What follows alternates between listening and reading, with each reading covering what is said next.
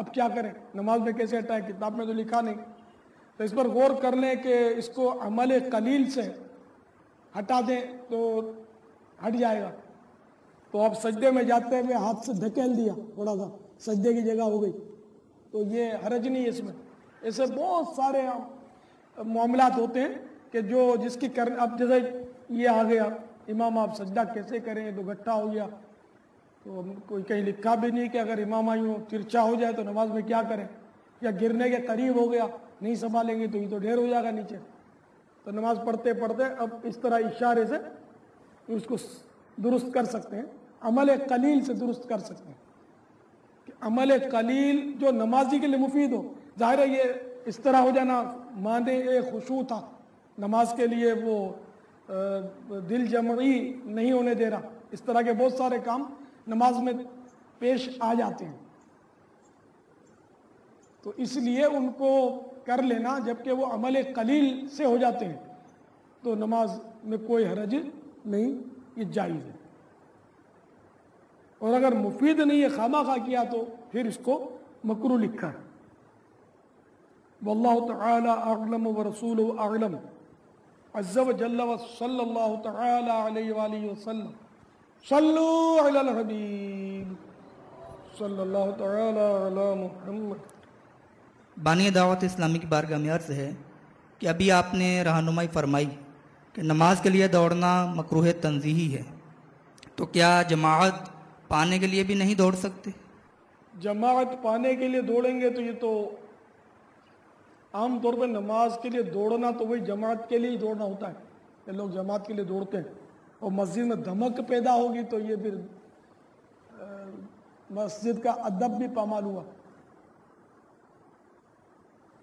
تو حدیث شریف میں تو نماز کے لیے دوڑنے کا منع لکھا ہے.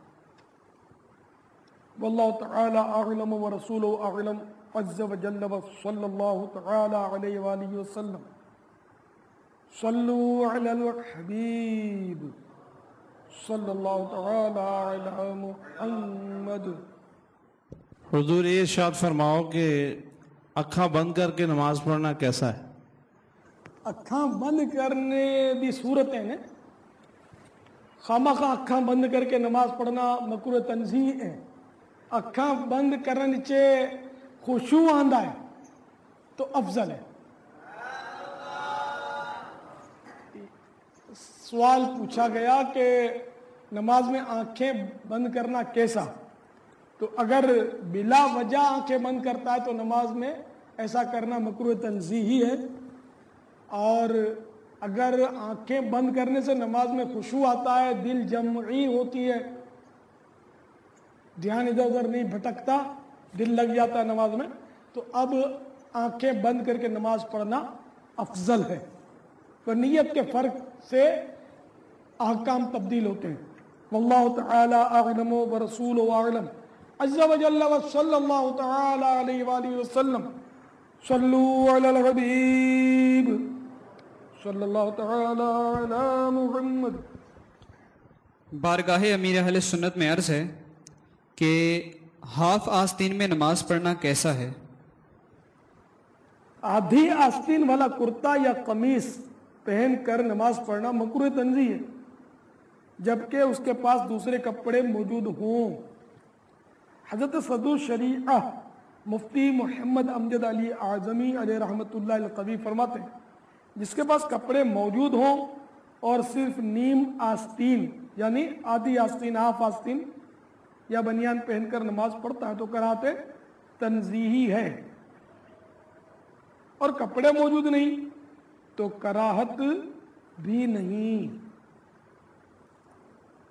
مفتی اعظم پاکستان حضرت قبلہ مفتی وقار الدین قادری رضوی علیہ رحمۃ اللہ القوی فرماتے ہیں ہاف آستین والا کرتا، قمیص یا شرٹ کام کاج کرنے والے لباس میں شامل ہے کہ کام کاج والا لباس پہن کر انسان معززین کے سامنے جاتے ہوئے کتراتا ہے. اس لیے جو ہاف آستین والا کرتا پہن کر دوسرے لوگوں کے سامنے جانا گوارا نہیں کرتے ان کی نماز مکروہ تنزیہ ہے. اور جو لوگ ایسا لباس پہن کر سب کے سامنے جانے میں کوئی برائی محسوس نہیں کرتے ان کی نماز مکروہ نہیں. دیکھیں یہاں تھوڑی سمجھنے کی ضرورت ہے کہ ایک تو ہے کہ ہاف آستین لباس ہے نا، اس آستین ہی آدھی ہے سلی ہوئی، اور ایک یہ ہے کہ آستین خود چڑھائی، تو چڑھانے میں اور سلی ہوئی ہونے میں فرق ہے، اور جو چڑھا لے اس کو ہاف آستین بولتے بھی نہیں، اور اس میں ہاف آستین کہاں بولتے اس کو. تو جہاں تک چڑھانے کا تعلق ہے تو نماز میں چاہے ایک آستین چڑھی ہوئی ہو چاہے دو آستین، بلکہ ایک چڑھی ہوئی تو شاید زیادہ بری لگتی ہے. تو نماز میں اگر آستین چڑھی ہوئی ہے، آدھی کلائی سے زیادہ چڑھ گئی، چڑھا لی، تو نماز جو ہے وہ مکروہ تحریم ہو جائے گی. دیکھیے یہ میں چڑھا کر آپ کو دکھاتا ہوں. اب جیسے یہ تھوڑی سی چڑھی ہوئی ہے تو یہ مکروہ تحریم ہی نہیں ہے. آدھی کلائی سے زیادہ چڑھے گی تو مکروہ تحریم ہو جائے گی. بعض لوگ سمجھتے ہیں کونی چھپی ہوئی ہو تو بس پھر چڑھانے میں حرج نہیں ہے، اس طرح چڑھاتے ہیں لوگ. تو اب یہ دیکھیے آدھی کلائی سے اوپر ہو گئی، کونی بھلے چھپی ہوئی، لیکن نماز مکروہ تحریم ہو جائے گی. واللہ تعالی اعلم ورسولہ اعلم عز وجل صلی اللہ تعالی علیہ وآلہ وسلم. صلو علی الحبیب صلی اللہ تعالی علی محمد. امیر اہل سنت کی بارگاہ میں عرض ہے کہ بعض نمازی حضرات سستی کی وجہ سے نماز ظہر کے آخری 2 نفل چھوڑ دیتے ہیں، ان کا ایسا کرنا کیسا؟ ایسا کرنا تو جائز ہے، لیکن ظاہر ہے کہ ایک فضیلت سے محرومی ہے، بہت بڑی فضیلت سے محرومی ہے. حدیث پاک میں فرمایا گیا جس نے ظہر سے پہلے 4 اور بعد میں 4 پر محافظت کی، اللہ تعالیٰ اس پر آگ حرام کر دے گا. علامہ سید طحطاوی علیہ رحمت اللہ القوی فرماتے ہیں اس حدیث کے تحت کہ سرے سے آگ میں داخل ہی نہ ہوگا اور اس کے گناہ مٹا دیے جائیں گے، اور اس پر بندوں کی حق تلفیوں کے جو مطالبات ہیں اللہ تعالیٰ اس کے فریق کو راضی کر دے گا.